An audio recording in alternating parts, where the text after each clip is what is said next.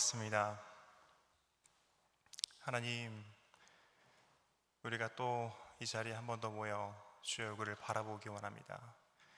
그리고 하나님께서 주시는 그 음성을 듣기 원합니다. 하나님, 우리의 마음을 겸손하게 준비하며 나아가오니 하나님 합당한 은혜를 이 시간 가운데 허락하여 주시옵소서. 그 은혜 가운데에서 변화되어지는 이 장소, 이 시간, 그리고 우리가 될 수 있게 하여 주시옵소서. 사랑이 많으신 예수님의 이름으로 기도드렸습니다. 아멘. 늦은 밤 베드로와 다른 제자들이 지금 고기를 잡으러 가기 위해서 노를 젓고 있습니다. 원래 고기를 잡으러 갈 때는 팀워크가 굉장히 중요하기 때문에 서로 이런저런 이야기도 나누고요, 그리고 서로를 격려하는 모습이 일반적이에요. 근데 희한하게 지금 이 작은 조각배에 타고 있는 그 제자들의 모습은 그렇지가 않은 거죠. 모두가 다 한결같이 표정이 어두웠고요, 그리고 말 한마디 없어서 노저을 때 생기는 그 물살 가르는 차가운 소리만 반복되고 있었습니다. 그 중에서도 베드로의 모습이 가장 침울했어요.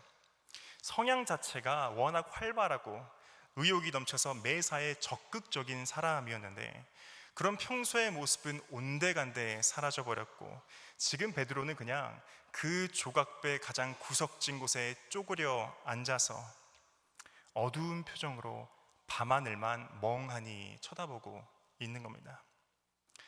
내가 그때 예수님 옆을 지켜드렸어야 됐는데, 내가 그때 예수님 옆을 지켜드렸어야 됐는데. 베드로는 바로 며칠 전에 예수님께서 홀로 결박당한 상태로 끌려가서 조롱당하고 신문받고 있었던 바로 그때를 생각하고 있었던 거예요. 주위에 있던 사람들이 예수님의 얼굴에 침을 뱉고 뺨을 때려가면서 신체적으로나 정신적으로 가진 모욕을 하고 있었던 그때를 베드로는 머릿속에 떠올리고 있었던 거죠. 내가 그때 예수님 옆을 지켜드렸어야 되는데. 베드로는 예수님 옆을 지켜드리지 못했던 그 순간이 너무나도 죄송해서 자기도 모르게 밤하늘을 보다가 고개를 떨궈 버렸습니다. 근데 그렇게 고개를 내리고 보니까 어두운 밤 그 바닷물 표면 위로 자기 얼굴이 일렁이면서 비춰 보이기 시작을 하는 거예요. 내면 어디에선가 그런 목소리가 들리는 것만 같았습니다. 그게 너야. 그게 너라고. 예수님 모욕한 사람, 그게 너잖아. 참 한심하기도 하지. 그게 너란 말이야. 마치 예수님 평생 함께 지켜줄 것처럼 말만 번지르르하게 하다가 막상 진짜 필요할 때가 돼버리면 그냥 나몰라라 도망쳐버리는 바로 그런 사람, 그게 너야. 물 표면 위로 비쳐 보이는 그 한심한 얼굴, 그 자기 얼굴을 쳐다보는데 베드로는 또다시 그때의 그 괴로운 시간들이 다시 한번 베드로의 머릿속을 헤집기 시작을 하는 겁니다. 예수님께서 구타당하시면서 신문받고 있었을 때 혹시라도 들킬까봐 숨죽여가면서 곁눈질로 지켜보기만 했었던 그런 자신의 모습, 예수님을 절대 부인하지 않을 거라고 그렇게 호언장담을 했으면서 막상 사람들이 추궁하기 시작을 하니까 예수님을 3번씩이나 부인한 것으로도 모자라서 저주로 맹세하기까지 했었던 그런 자신의 모습, 그리고 그 자리에 계속 머물렀다가는 자기도 붙잡히게 될까봐 급하게 자리에서 일어나 예수님을 뒤로 하고 도망쳐버렸던 그런 자신의 모습까지, 생각하고 싶지 않았던 그 고통스러운 기억들이 자꾸만 지금 베드로의 머릿속에서 되풀이되고 있는 거예요. 역겨운 자식, 쓸모없는 놈. 바닷물 표면 위로 비춰진 자신의 얼굴을 보면서 베드로는 자기도 모르게 속에서 욕이 튀어나오기 시작을 했습니다. 자기가 생각해도 자신의 모습이 너무 한심하고 분해서 주먹만 그냥 꽉 쥐게 되는 거예요. 답답하고 부끄러운 마음에 어딘가로 그냥 숨어버리고 싶은데 또 막상 이 작은 조각배에서는 어디 숨을 곳도 없어서 베드로는 그냥 눈을 꽉 감아버렸습니다. 그리고 베드로는 더 이상 아무런 생각도 하고 싶지 않아서 그냥 노저을 때 생기는 그 차가운 물소리에만 귀를 기울이기 시작을 하는 거예요. 여러분, 많은 사람들이 요한복음 20장을 다 읽고 나서 21장으로 넘어가게 되면 여러분 뭔가 이상한 것 같다는 느낌을 받게 됩니다. 왜냐하면 요한복음 20장에서는 분명 예수님께서 부활하신 장면이 나왔거든요. 여러분, 예수님께서 사망 권세를 이기시고 부활하셨던 거예요. 심지어 그것뿐만이 아니라 요한복음 20장에서는 그 부활하신 예수님께서 제자들에게 친히 나타나시기까지 하십니다. 그것뿐만이 아니라 예수님께서 자기의 그 손과 옆구리를 보여주시면서 못자국과 창자국까지 제자들에게 보여주고 있다라고 하는 거예요. 근데 요한복음 20장을 다 읽은 다음에 요한복음 21장으로 넘어가면 베드로가 갑자기 이런 말을 하는 거예요. 나는 그냥 물고기 잡으러 갈래 라고 하는 거죠. 베드로가 뜬금없이 갑자기 자기는 그냥 물고기 잡으러 가겠다고 선언을 하고 있다고 하는 겁니다. 심지어 더 웃긴 게 뭐냐면, 이럴 때면 여러분 다른 제자들이라도 나서서 어떻게 베드로를 만류하든가 해야 되는 거잖아요. 그런데 오히려 다른 제자들까지도 베드로의 그 의견에 동조하면서 베드로를 따라 같이 물고기를 잡으러 가버린다고 하는 겁니다. 근데 사실 이유는 간단하죠. 수치심 때문인 겁니다. 어떤 커다란 죄책감에 사로잡히게 되면 그때부터 사람이 수치심을 느끼게 되는데, 제자들이 바로 지금 그 수치심에 빠진 상태라고 하는 겁니다. 이 수치심이라고 하는 단어를 사전에서 찾아보면 이렇게 나와 있습니다. 다른 사람을 볼 낯이 없거나 떳떳하지 못한 마음이라고 하는 거죠. 여러분, 예수님께서 부활하셨다라고 하는 그 사실은 이제 확실히 알겠고, 예수님께서 다시 살아나셔서 그 사실은 너무나도 기쁜데, 동시에 예수님을 배신했었던 자신들의 그 한심한 모습들이 생각나서 부활하신 예수님을 뵐 면목이 없다라고 하는 거예요. 아까 띄워졌던 그 정의에도 딱 들어맞는 상황인 거죠. 제자들은 지금 예수님을 볼 낯이 없거나 떳떳하지 못한 마음이라고 하는 겁니다. 예수님께서 부활하신 것도 알겠고, 예수님이 하나님의 아들이라고 하는 그 사실도 이제는 알겠는데, 그리고 지금도 예수님을 사랑하는 마음이 내 안에 있는데, 그것과는 상관없이 예수님께 너무나도 죄송하다라고 하는 거예요. 내가 봐도 내 모습이 너무나도 한심하고 바보같이 느껴져서 나는 예수님께 아무런 도움도 안 될 것 같고, 나는 예수님께 마치 아무런 가치조차 없을 것 같다고 느껴지기 시작하는 순간이라고 하는 겁니다. 부활하신 예수님을 다시 만난 것에 대한 그런 기쁨보다 고난당하시는 예수님을 버리고 도망가 버렸던 나 자신에 대한 수치심이 지금 베드로에게는 훨씬 더 크게 다가오고 있다라고 하는 거예요. 베드로가 나는 아니야, 나는 안 돼 라고 하는 거죠. 그런데 가만히 생각해 보면 우리도 신앙생활을 하면서 여러분 이럴 때가 있지 않아요? 우리도 베드로의 이 모습처럼 행동할 때가 있죠. 수련회 때 그렇게 간절히 부르짖으면서 기도를 했었는데 얼마 지나지 않아서 성적인 유혹에 넘어져 버리는 내 자신을 보게 됩니다. 어느 순간 또다시 게으름에 빠져있는 내 모습을 보게 되고, 눈물 흘리면서 결단했었던 그 모든 내용들이 작심삼일로 끝나버리게 되는 그런 내 모습을 보게 된다라고 하는 거예요. 작은 유혹 앞에서조차 터무니없이 그저 너무나도 손쉽게 넘어져 버리는 내 모습을 보게 되는 거죠. 그리고 그럴 때면 이제 내 안에서 그런 소리가 막 터져나오기 시작을 하는 거예요. 이 한심한 놈아, 네가 그럼 그렇지, 네가 어디 가겠냐. 그리고 그렇게 수치심에 빠지게 되는 겁니다. 여러분, 오늘 본문에서도 나타나는 것처럼 그렇게 수치심에 빠지게 되면 내 삶에 나타나게 되는 모습이 몇 가지가 있는데, 그 중에 대표적인 게 바로 하나님을 피하는 겁니다. 여러분도 이제 경험해 보셨을 거라고 생각을 해요. 여러분, 유혹에 넘어지게 돼서 죄를 짓고 나면 괜히 기도하기 싫어집니다. 성경 읽기가 싫어지고요, 예배 드리기가 싫어져요. 내 모습이 너무나도 한심해 보이는 거죠. 이게 도대체 무슨 의미가 있나? 내 모습이 너무나도 가식적인 것처럼 느껴지기 시작한다라고 하는 거예요. 그리고 이렇게 한심한 내 모습을 보면서 하나님께서도 이런 내 모습을 기뻐하지 않으실 것 같다라는 생각마저 들게 된다라고 하는 겁니다. 여러분은 지금 어떠세요? 혹시나 이런 비슷한 모습이 여러분의 모습 속에서 지금 나타나고 있지는 않으시냐는 겁니다.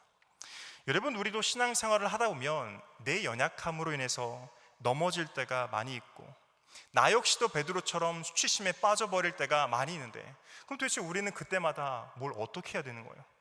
도대체 어떻게 해야지만 우리가 그 수치심이라고 하는 그 감정에서 벗어날 수 있게 되느냐고 하는 거죠. 깊게 찾아왔었던 그 갈릴리 바다 위, 그 어두운 밤의 시간이 지나고 이제는 저 멀리 산등성이 사이로 아침 햇살이 비추오기 시작을 했습니다. 베드로와 다른 제자들은 다시 한번 힘을 내서 있는 힘껏 그물을 이제 쫙 던지기 시작을 했어요. 그리고 다시 그 그물을 당겨 봤는데 이번에도 그 그물이 또 텅 하고 비어 있는 겁니다. 제자들은 지금 이 상황이 너무나도 당황스러웠습니다. 하루를 꼬박 새면서 쉬지 않고 그물을 던졌었는데, 그렇게 많은 시도를 했었는데 그 작은 물고기 한 마리 건져 올리지 못한 거죠. 그 모습이 너무나도 이제 망연자실한 거예요. 손에 쥔 그 그물은 축 늘어져서 그저 물기만 뚝뚝 떨어지고 있고 조각배도 여전히 텅 비어있는 상태라고 하는 겁니다. 베드로가 이제 그 모습을 보는데 허탈한 감정이 밀려오기 시작을 했습니다. 평소에 베드로라면 그래, 이런 날도 있는 거지, 어떻게 맨날 우리가 물고기를 다 잡을 수 있겠어, 그렇게 털털하게 받아들였었겠지만 지금의 베드로는 오히려 그런 상황을 보는데 눈물이 막 쏟아질 것 같은 거예요. 베드로에게 있어서 이 자리는 평범한 일상의 자리가 아니었거든요. 예수님을 부인하고 저주로 맹세하기까지 했다라고 하는 그 실패를 경험한 뒤에 모든 것을 내팽겨치고 도망쳐온 자리가 바로 여기였습니다. 근데 그렇게 도망쳐온 이 자리에서까지 지금 실패를 경험하고 있는 거예요. 말 그대로 실패의 실패를 경험하고 있는 순간이라고 하는 겁니다. 하루를 꼬박 새가며 그물을 던져서 그런지 온몸에 진이 다 빠져서 더 이상 서 있을 기력도 남아있지가 않았습니다. 베드로는 그냥 아무 말 없이 털썩하고 주저앉았어요. 근데 갑자기 자기 모습이 너무나도 초라하고 한심해 보이기 시작을 하는 거죠. 나는 실패자구나, 나는 진짜 쓸모가 없는 사람이구나. 안 그래도 마음도 어려운데 밤새도록 이어진 고된 노동 때문에 몸도 많이 지치고 배도 점점 고프기 시작을 했습니다. 게다가 바닷가에 온 몸이 젖어서 점점 추워지기까지 하는 거죠. 베드로가 이제 어디로 가야 될지를 모르겠는 거예요. 마음은 점점 더 가라앉고 힘들어져서 베드로가 정말 눈물만 쏟아질 것 같은 겁니다. 근데 그때 100m 남짓 떨어져 있는 저 바닷가에서 누군가가 나지막하게 말을 걸어오기 시작을 하는 거죠. 얘들아, 너희에게 고기가 있느냐? 제자들은 배 위에 덩그러니 놓여져 있는 그 빈 그물을 다시 한번 힐끗 쳐다보고는 다 죽어가는 목소리로 대답을 했습니다. 없습니다. 그러냐? 그러면 그물을 배 오른편에 한번 던져봐라. 그러면 잡게 될 거다. 베드로와 제자들이 그 말을 듣고 이제 기가 찼죠.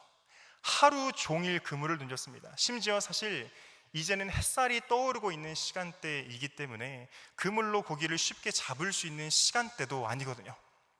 제자들이 그냥 무시할까도 생각을 해봤는데 그래도 돌아가기 전에 그래도 마지막으로 딱 한 번만 더 던져보자는 생각이 들어서 제자들이 이제 별 기대감 없이 그물을 쫙 하고 던지는 거죠. 근데 그 순간 그물을 끌어당기기가 어려울 정도로 그 그물에서 묵직한 힘이 느껴지기 시작을 하는 거예요. 처음 느껴보는 이 그물의 묵직한 힘 때문에 한바탕면 배까지 뒤집어질 뻔했습니다. 근데 그때 한 제자가 이런 기적과 같은 상황을 보면서 뭔가를 깨달았는지 그 제자가 그물을 꽉 부여잡은 채로 소리를 치는 거예요. 베드로에게. 저분 주님이시다. 주님이라고 하는 그 말을 듣자마자 베드로가 이제 눈이 확 뒤집어지면서 물고기고 뭐고 겉옷 하나 챙겨서 바다로 첨벙하고 뛰어드는 거예요. 그리고 예수님께서 서 계신 그곳을 향해 필사적으로 헤엄쳐가기 시작을 하는 겁니다. 베드로가 수치심 때문에 예수님을 도망쳐서 이곳까지 오기는 했지만 그래도 예수님을 보고 싶었었던 그 마음, 예수님을 사랑하는 그 마음만큼은 여전했거든요. 그래서 주님이라는 말을 듣자마자 자기도 모르게 몸이 반응을 해버린 거예요.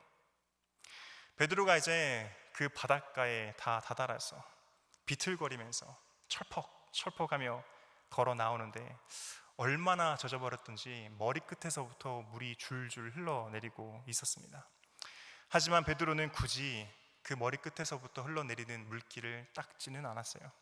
그나마 이 물기가 자기 눈물을 감춰주는 것 같았거든요. 물 밖으로 나와보니까 저 앞에는 몸을 녹일 수 있는 따뜻한 숯불이 타닥타닥 피어오르고 있었고요, 그 위에는 잘 데워진 떡과 물고기가 있었습니다. 거기서부터 풍겨져 나오는 맛있는 냄새가 베드로의 허기진 배를 자극하기는 했지만 베드로의 시선은 거기에 고정되지 않았습니다.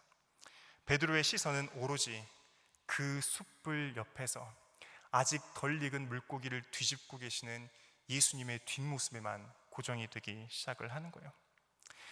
베드로가 예수님께 차마 더 가까이 다가가지 못하고 뒤에서 뻘쭘하게 머뭇머뭇거리고 있는데, 예수님께서 이제 뒤를 돌아보시더니 온화한 미소로 이리 와서 옆에 앉으라고 손짓을 하시는 거죠. 예수님 옆에 앉으니까 물에 젖고 새벽 공기 때문에 많이 추웠었는데 숯불에서 퍼져나오는 그 따뜻함이 베드로의 온몸을 감싸기 시작을 했습니다. 그 어색한 침묵의 시간이 이어지고 있을 때 다른 제자들이 뒤따라서 도착을 했고요, 예수님께서는 배고팠을 그 제자들과 함께 아침 식사를 시작을 하십니다.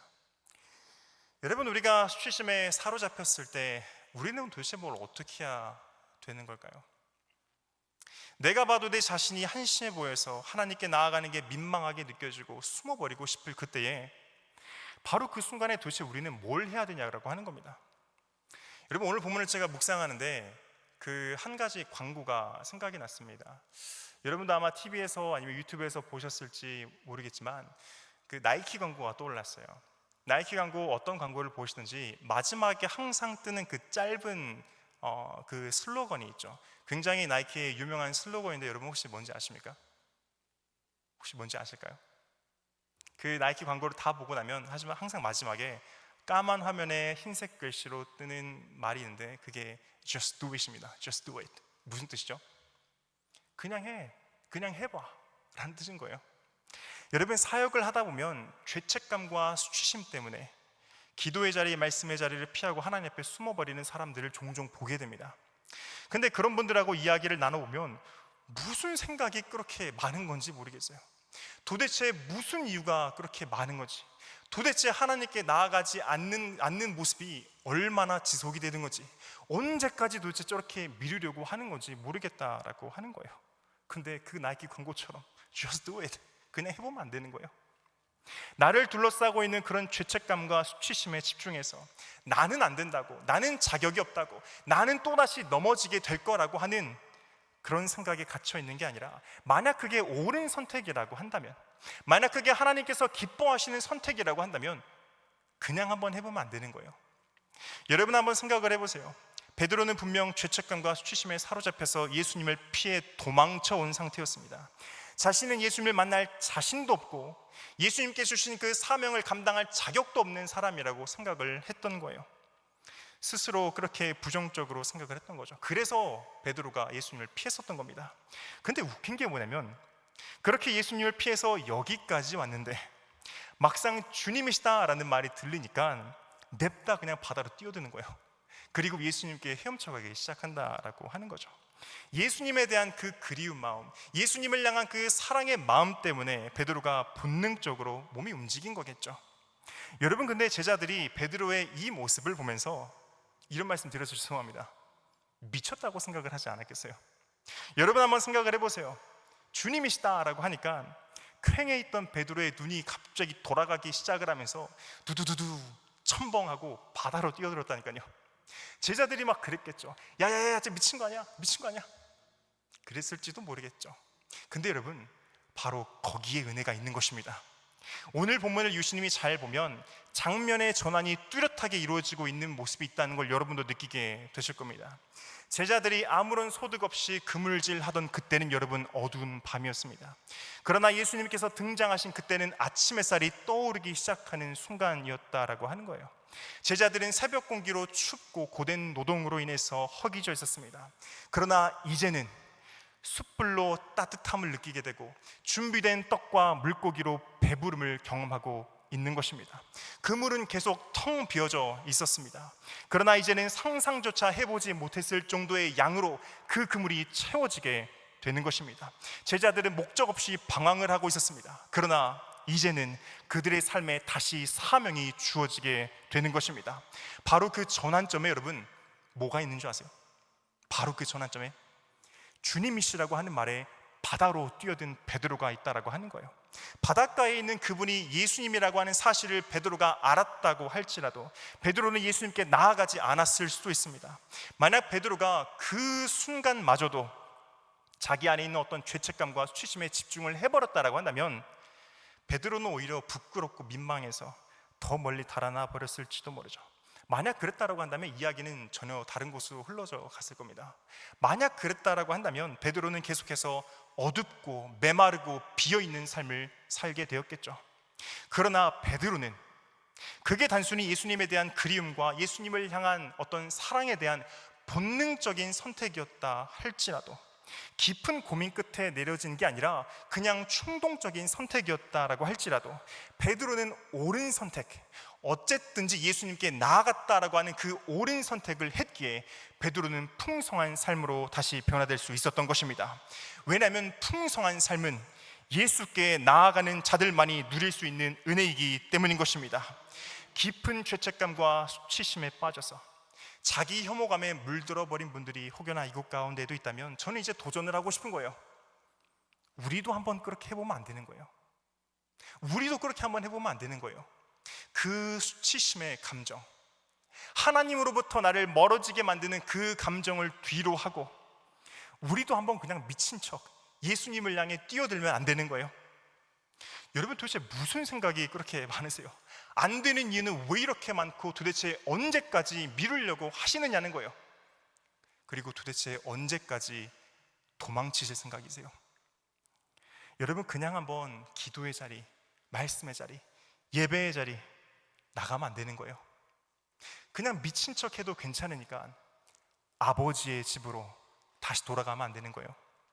내 안에서 들려져 오는 소리, 주변에서 하는 소리, 자꾸 그런 거에 집중하지 마시고 나를 두르고 있는 그런 복잡한 상황들, 자꾸 그런 거에 너무 매몰되지 마시고 만약 그게 옳은 방향이고 옳은 선택이라고 한다면 그냥 예수님 만나기 위해서 한번 뛰어들어 보는 거죠.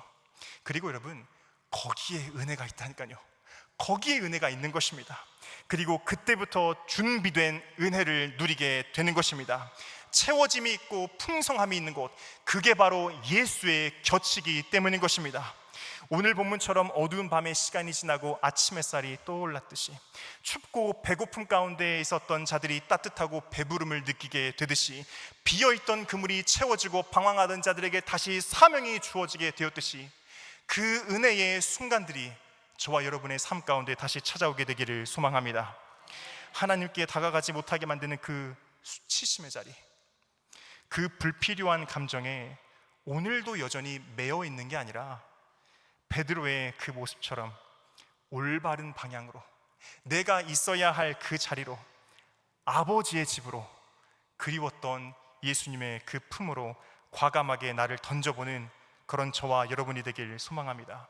그리하여서 내 삶에 그 뚜렷한 장면의 전환이 일어나는 것을 경험하게 되는 저와 여러분이 되길 간절히 소망합니다. 함께 기도하겠습니다. 하나님,